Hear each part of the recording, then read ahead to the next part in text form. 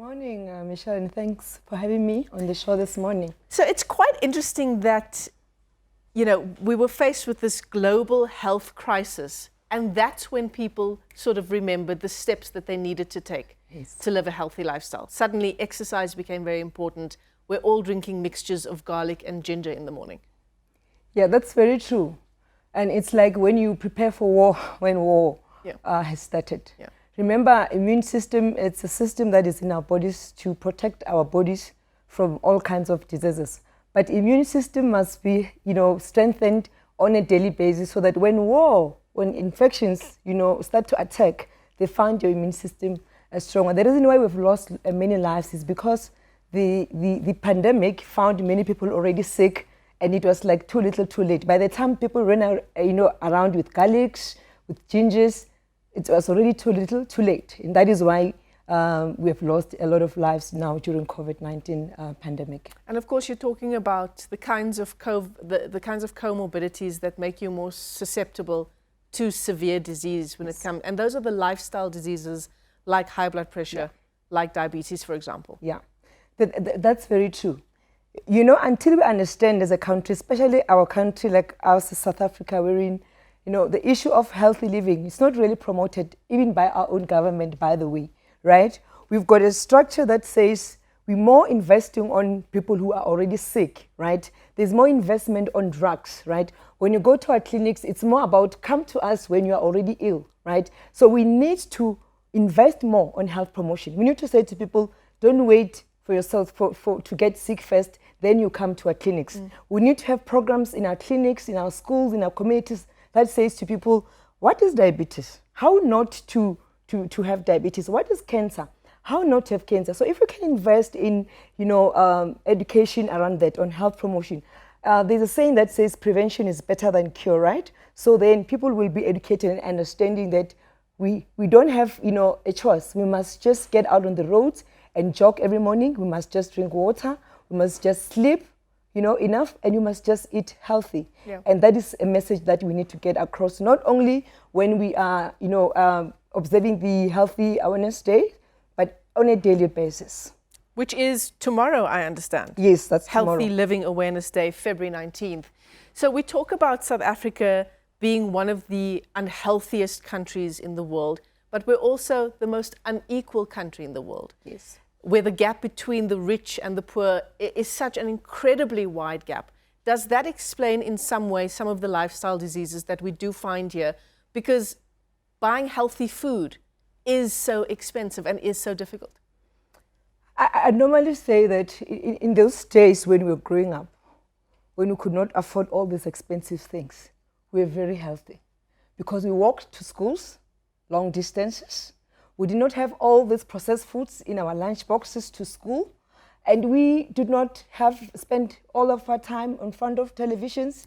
We did not, get out of bed, get in the shower, get in the car, come to the office, go back, sit on the couch, right? We're involved with high, intense labor work. So that for me is a very important argument that we still need to speak about, to say, do you have to be rich to live a healthier lifestyle? I don't think so, right? Just this morning, we're listening to a report that says that the number of people who are sleeping hungry are escalating. Now there's a new report. And then I was saying, why don't we go back to that program that in Limpopo used to have a program that was saying Feta Tlala, right? Let's end hunger, right? Those small programs in our gardens, how expensive could it be, to plant your own spinach, to plant your own beetroot, to plant your own cabbage in your backyard, right? I normally say that as a wellness coach, that some of the things that you need to do is to spend time with your kids, right? How would you do that? Take your kids for a 30 minutes walk and ask them, how was school? How are you guys? But that 30 minutes walk, you are spending time with your kids, but you are walking at the same time.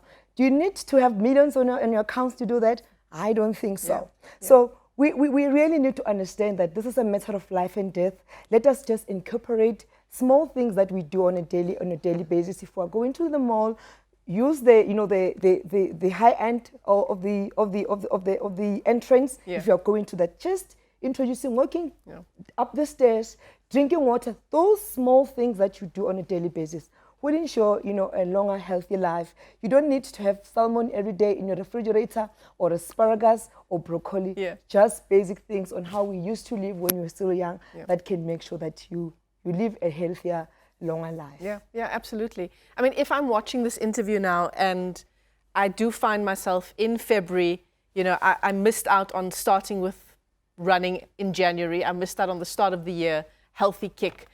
What's your top sort of few tips on how I can kickstart a healthy lifestyle?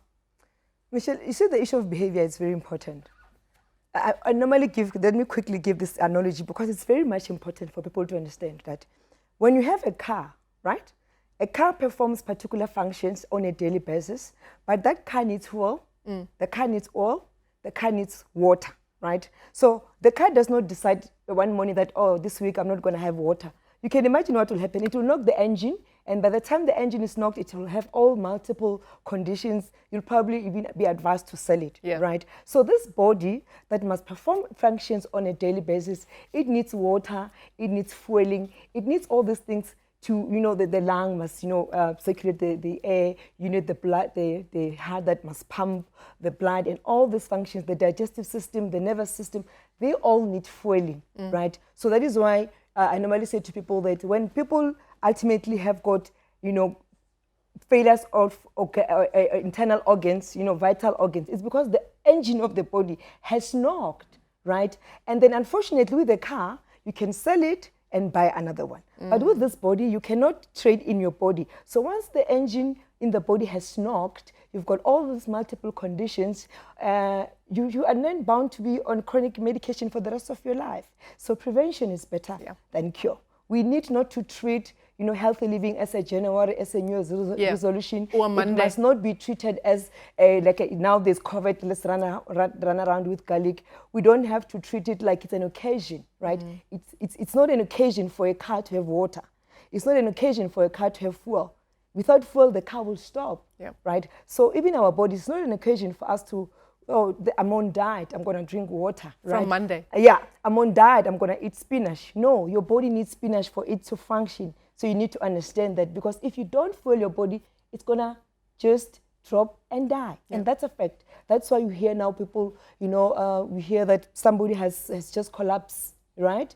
You hear that there are kidney failures, all these kind of conditions, because now the body is saying, how do you expect me to function without being fueled? And that is the education that we need. I mean, you talk about, at the start of our interview, you were talking about government itself running more programs as opposed to having such a big focus on treating lifestyle diseases, more programs on preventing lifestyle diseases.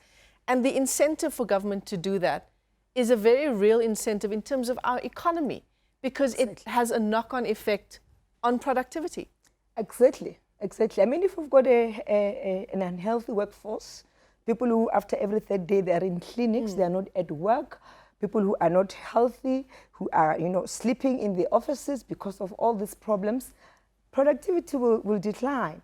But more than anything, like we have seen now during COVID, that government has had to now channel the resources from other departments into the Department of Health, because now we needed to address the pandemic, right? If we've got a healthy nation, it means that we'll have to invest less on drugs. On a daily basis, people are queuing in our clinics to get a variety of drugs. And these drugs are as a result of these non-communicable diseases. So if we can educate our people, I normally say when you go to a clinic with a headache, right, we are given a Panadol. But do you know that the likelihood would be that you probably are dehydrated? Yeah, you probably need water. You probably just need to go sleep, or it is, anxiety. So our system is so, disease management based that you are sick. Oh, okay, this is Panadol, right? I wish that you can just have, programs in our clinics that says, these are the things that can cause you to have a headache. These are the things that can cause you to have, stomach bug. And then how would you not go back to our basics and say, if you have a stomach bug, what is it that you can do? If you've got a headache, what is it that you can do before we can even administer a drug? And how much money we could save as a country. I don't know how much we invest in drugs in the Department of Health, but it goes into billions. And that is a sad reality, because now it means schools will suffer, sports will suffer, agriculture will suffer. It will even take, investment on infrastructure and put it into Department of Health. Yeah. I mean, you talk about schools suffering, and that is perhaps a good place for us to start with education about healthy living, to start with our children so they take that through into their lives. That is very, very, very much true. We need to start that. We actually need to start that behavior change there. You know, kids adapt so easily. We need to educate. You know, when you just say to kids, no, you're not going to have chocolate, but you don't explain to kids, why is it important not to have chocolate every day, right? We need to educate. If we can start it there, I mean, like numbers of kids who are on diabetic type 2, number of children now who are obese now, they are escalating on a daily basis. Onicca, I'm going to interrupt you there for just a moment. You can also see there the live picture on our screen. We're going to take you back live now to KwaZulu-Natal. That's where the vaccination program for COVID-19 has gotten underway. And I understand this is the woman who's now received the jab. Let's listen in. And I'm waiting for the heartbreak to end. I want this to end. We all are, everyone in our department. You know, we're waiting for this to end. We've done ward rounds with tears in our eyes, and you know, with no hope at some times. And I think as a country, we've rallied together. We've worked hard. We've tried to do the best that we can, and we've saved a lot of lives, even though it's been quite tragic, you know, for most people, a lot of people as well. And I'm just relieved, and I'm hoping that the end is near. Thank you, Doc. Thanks. Amazing. Thank you so much. Okay.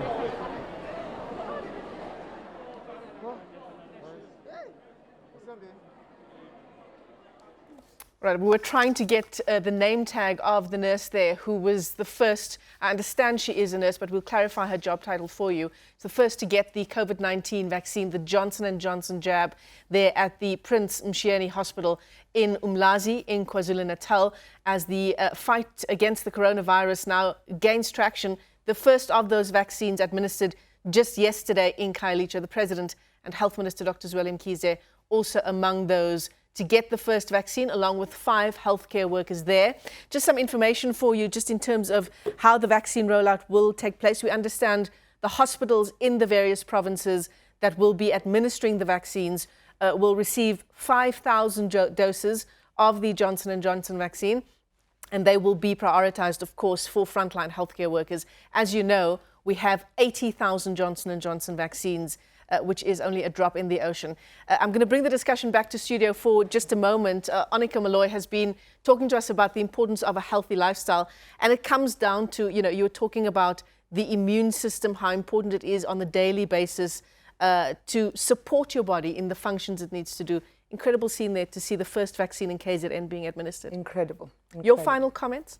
My final comment is that let's go back as South Africans, take matters into our own hands. Let's do the 5 things that I normally say, which are the 5 pillars of healthy living. 1, nutrition, very much important. Number 2, hydration, drink enough water. Number 3, have enough sleep, which is very, very much important. And number 4, physical activity, 30 minutes walk, run, whatever that you can do to keep your body active. And lastly, try to manage stress and anxiety, because that affects, you know, many people who are having these non-communicable diseases.